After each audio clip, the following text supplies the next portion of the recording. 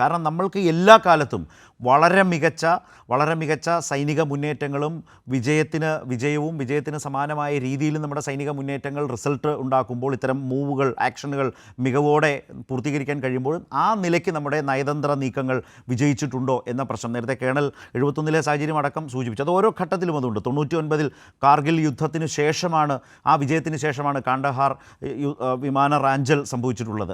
അത്തരം അനുഭവമുണ്ട്. അതിലെന്താണ് ഒടുവിൽ അന്ന് രാജ്യം ഭരിച്ച വാജ്പേയി സർക്കാരിന് എത്രമാത്രം കീഴടങ്ങേണ്ടി വന്നു എന്നുള്ളതൊക്കെ നമ്മുടെ മുമ്പിലുണ്ട്. ഇവിടെ ഞാൻ സാന്ദർഭികമായ ഒരു കാര്യം, രണ്ടുപേരും ഇപ്പോൾ പ്രേക്ഷകരോട്, ഇവർ രണ്ടുപേരും ഇപ്പോൾ ശ്രീലാലും സാജൻ അബൂജിനും പതിറ്റാണ്ടുകളുടെ ഒരു ദില്ലിയിൽ മാധ്യമപ്രവർത്തനം നടത്തിയ ഒരു അനുഭവത്തിൻ്റെ കൂടി പശ്ചാത്തലത്തിൽ നിന്നുകൊണ്ടാണ് ഇക്കാര്യങ്ങളെക്കുറിച്ച് സംസാരിക്കുന്നത്. ഞാൻ ശ്രീലാലിനോട് വളരെ ചുരുക്കി, ഓൾഡ് ന്യൂസ് ഇന്ന് രാജ്യത്ത് മുഹമ്മദ് സുബൈറും ഹീറോയാണ്. ഒരു കാലത്ത് ജയിലിലടച്ച് സർക്കാരിൻ്റെ കണ്ണിലെ കരടായിരുന്നു. ഒടുവിൽ മുഹമ്മദ് സുബൈർ തന്നെ വേണ്ടി വന്നു പാകിസ്ഥാൻ്റെ കള്ളപ്രചാരണങ്ങൾ പൊളിച്ചടുക്കി തുറന്നു കാട്ടാൻ രാജ്യത്തോടും ലോകത്തോടും. സോഷ്യൽ മീഡിയ ശ്രദ്ധിച്ച ശ്രീലാലിനത് നേരത്തെ സാജൻ പറഞ്ഞൊരു കാര്യം കൂടിയാണ്. ഇതിപ്പോൾ സുബൈറിൻ്റെ കാര്യം മാത്രമല്ല, നമുക്ക് പരിചയമുള്ള മറ്റ് പലരുടെയും കാര്യം കൂടിയാണിത്.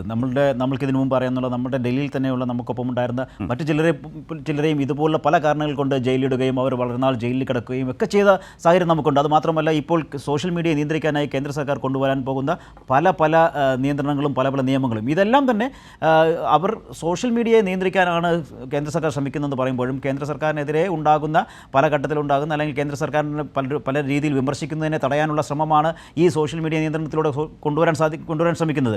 അതേസമയം ഇപ്പോൾ പോലും ഈ യുദ്ധ സാഹചര്യത്തിൽ പോലും പാകിസ്ഥാൻ പറയുന്ന പ്രചാരണങ്ങൾ ഏറ്റുപിടിക്കുന്ന പല സോഷ്യൽ മീഡിയ സൈറ്റുകളും നമ്മുടെ നാട്ടിലുണ്ട്.